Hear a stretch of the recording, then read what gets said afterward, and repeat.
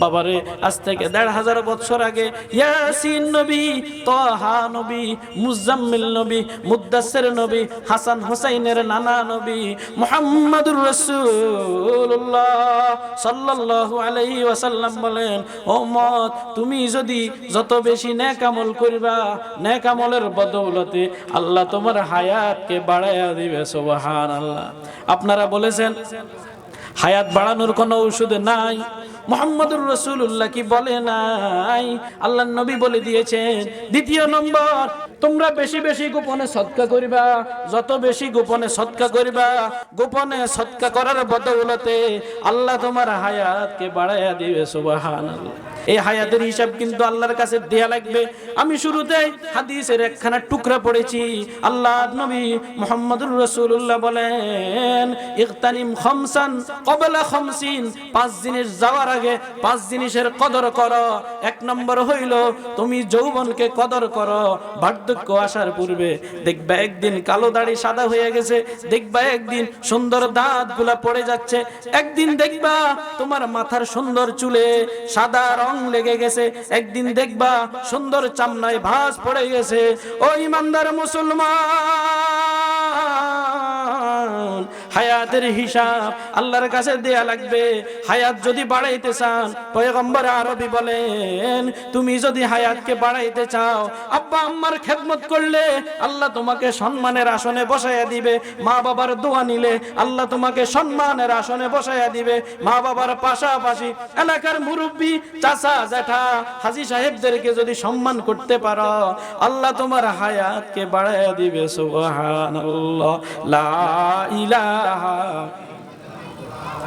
লা ইলাহা লা ইলাহা ইল্লাল্লাহ মুহাম্মাদুর রাসূলুল্লাহ সাল্লাল্লাহু আলাইহি ওয়াসাল্লাম।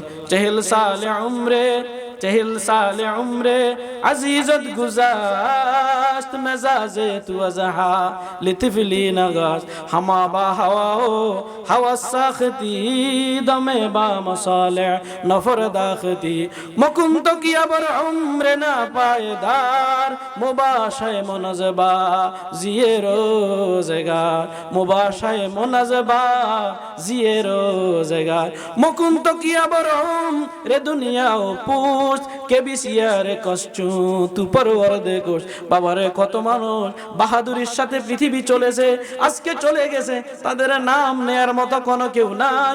এমন এমন বাহাদুর পৃথিবীতে ছিল, ওরা সবাই সম্পদ রেখে চলে গেছে, ওদের সম্পদগুলা নিয়ে ছেলে সন্তান গুনাহ করতেছে নেক আমলে, তারা কিন্তু প্রতিযোগিতা করে না। বাবারে আমরা সবাই প্রেরণা করি, আমার যা তৌফিক দিয়েছেন আল্লাহ, এগুলো আল্লাহর নামে জিহাদের ময়দানে, মাদ্রাসার জন্য, মসজিদের জন্য বিলাইয়া দিব ইনশাআল্লাহ। নারে তাকবীর, নারে তাকবীর।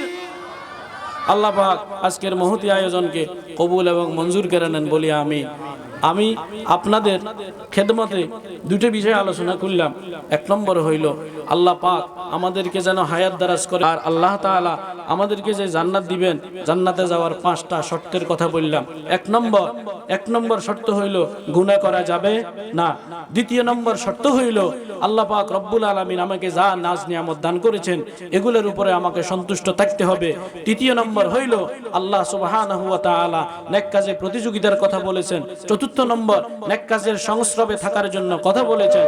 5 নম্বর আল্লাহ সুবহানাহু ওয়া তাআলা বলে দিয়েছেন যে তুমি দোয়া করো আল্লাহ যেন জান্নাতে নিয়ে যায়, তুমি দোয়া করো আল্লাহ যেন তোমার কপালে ভালো মৃত্যু লিখে দেয়।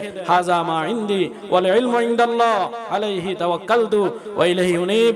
আসসালামু আলাইকুম ওয়া রাহমাতুল্লাহি ওয়া বারাকাতুহু।